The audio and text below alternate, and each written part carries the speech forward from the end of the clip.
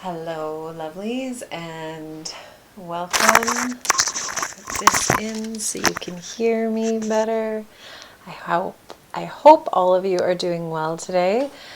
Today we're going to be talking about gate or gene key 56, one of my favorites. Before I dive into that, I have a 33% off coupon below for a human design reading with me. The link and the coupon code is all below there. I also have a boundary visualization available for download on my website. And if you like this video, please like, share, subscribe. I really appreciate it. Oh, and we have just launched a new podcast called It's About Magic. Have the intro up, and so I will also link that below for you if you're interested in listening to me on there. I'm literally going to be talking about magic and what makes up magic, and it will bridge human design, the gene keys, psychology, and simply what this human experience is like on the planet. So the link is also down below.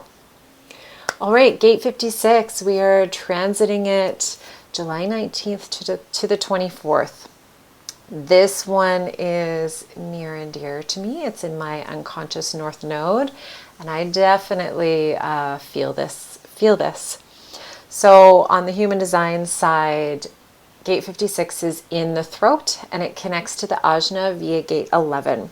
And this is in collective sensing circuitry and is called the channel of framework or curiosity. And this is where storytelling lies, or using metaphors to create and stimulate possibility.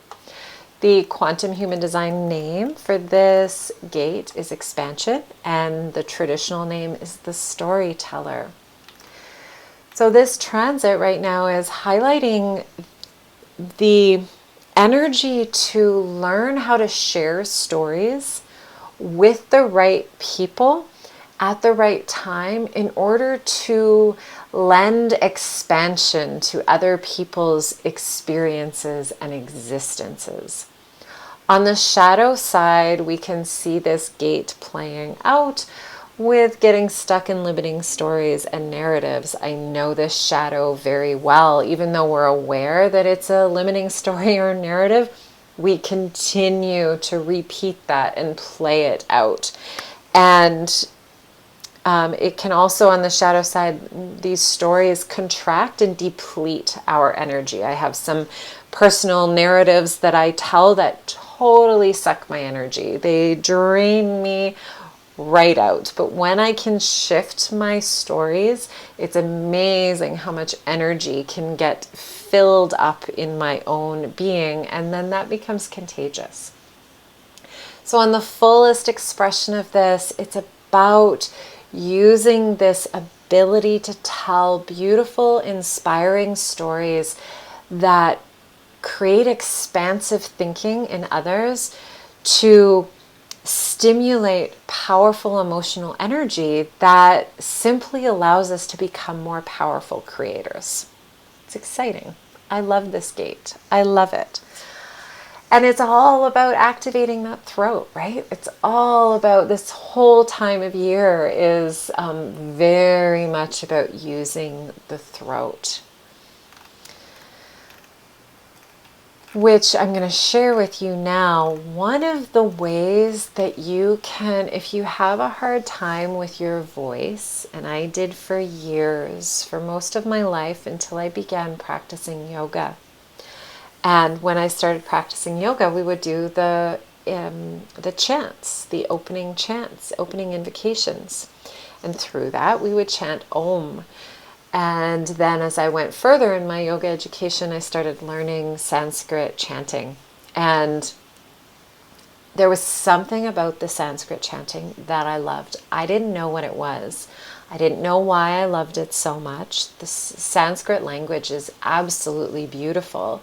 But what I realized now, upon reflection, is what was going on there was that Sanskrit has very high frequency energetics to the language itself. It's very, very ancient. It probably came to us from light beings that left that here on the planet at some stage of the game. And when you chant with a specific rhythm and when you hum, it actually activates your throat. You create a vibration in your throat, which actually soothes the vagus nerve. It soothes your nervous system. And so you teach your body that it's okay to use your throat, which then in turn heals the energetic center. The more you practice and activate it, the more you heal it. So chanting Om or simply humming to yourself, going, is a very beautiful way to support your throat center. There is one chant in the yogic pranayamas that I was taught, and I'm gonna get it wrong right now, but it's the Sanskrit name wrong, but the English word is the humming bee. It's the sound of the humming bee, and you literally just breathe in and then out and you hum. And you can close your ears and close your eyes at the same time in order to make it even more impactful. So there's an offering for you there if you do have troubles with your throat. On the gene key side, we have the gene key of what Richard Rudd calls divine indulgence. On the shadow, it's called distraction, and the gift is enrichment, and the siddhi is intoxication. So Richard Rudd talks about this gene key as it's one of the 3 great trials in the codon ring of trials. Now, I don't know much about the codon rings, but I was very intrigued by the ring of trials. Trials is something that I feel like I'm quite familiar with. And this gene key is the second of the 3 great trials.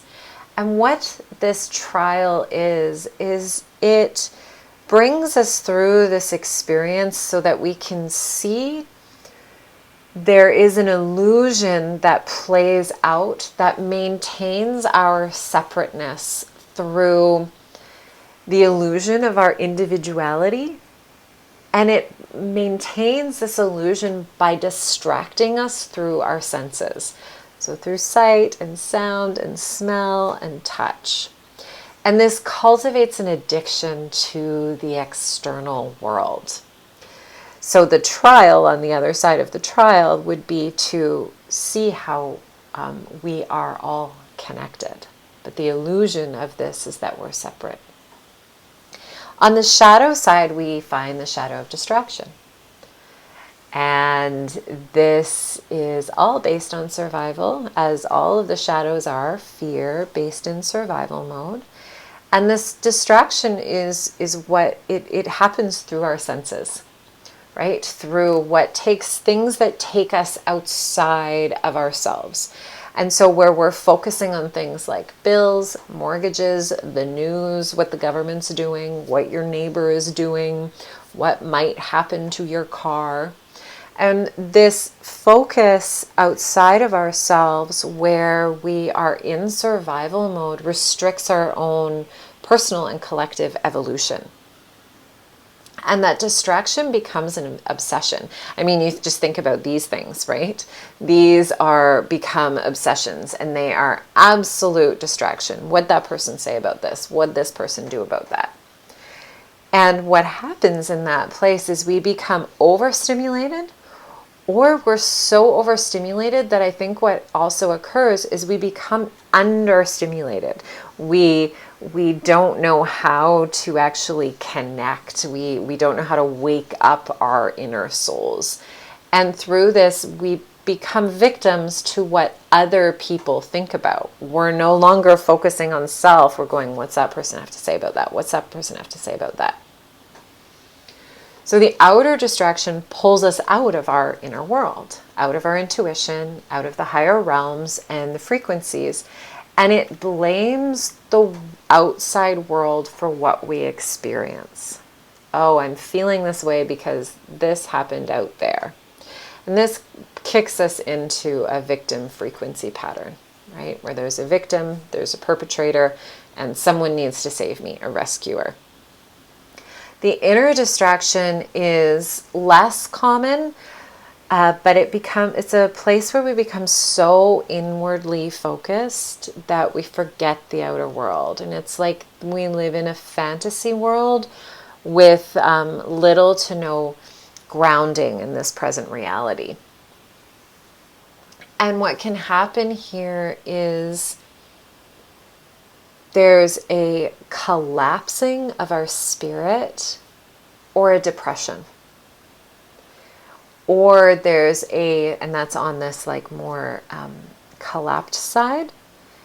And then there's on the other side, this overstimulation, a constant need to continue reaching out.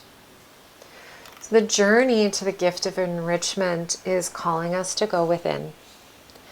And to remember that distraction's okay. We're humans. We're here to experience the brilliant nature of this world and all that it offers our senses, right? And so distraction is okay, but as long as it enriches us, as long as it lights us up, enlivens us, brings our frequency up. And so when we reach the gift of enrichment, we're no longer a victim to our distractions. There's an art of self-discipline that has been cultivated in valuing the inner world over the outer world. And it's learning how to say the best word in the world, no. No, I'm not doing that. No, I'm not eating that. No, I'm not responding to that. No, I'm not looking at that.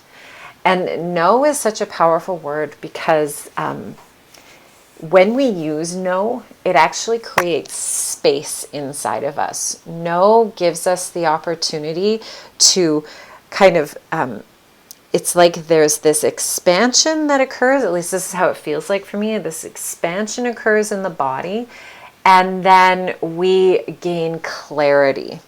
When we're always reaching outside of ourselves or we're saying yes to everything, there's no space inside of us. And so that no brings us inward, really begins to cultivate discipline on, okay, what do I need here? And that no, it's not about abstaining, but it's about using discernment. It's about going, is this serving me right now? Is this loving for me to do? And it's about using the senses as a means of just loving life on this planet, but it's not about being ruled by them. And that's what the shadow is. It's being ruled by the senses. This is about using the senses as a tool and a gift. And it's walking a balance between enjoyment and overindulgence. I'm sure we've all been there. I know I have, right? And when we create that space and the discernment, we end up finding opportunities in apparent problems. We see that there is potentiality in what might seem kind of restrictive at times. And this allows us to fully enjoy life from a very empowered place. You're no longer a victim to your senses or your external reality. You are in a place of being able to witness, discern, and then choose what is right for you. This city is the city of intoxication. And this is where Richard Rudd calls it divine indulgence. And he talks about how this is a synthesis of spiritual and material decadence. It's like being able, and what I get from that phrase is it's being able to fully hold that you're a spiritual being in this physical body, and at the same time fully enjoying the material physicality of our existence. And he talks about how this is related to the gods Dionysus or Pan, where they're fully enjoying life on this planet, but they're also fully aware of their innate power.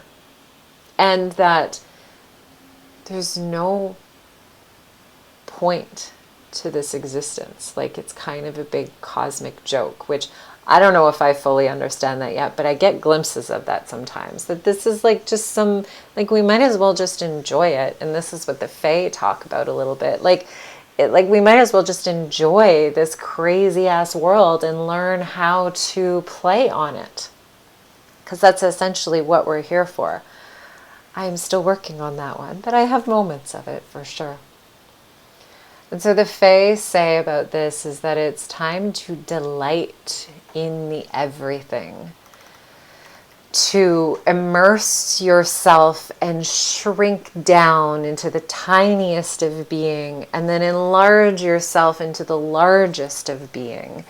It's about finding all the magic in everything, and nothing at all.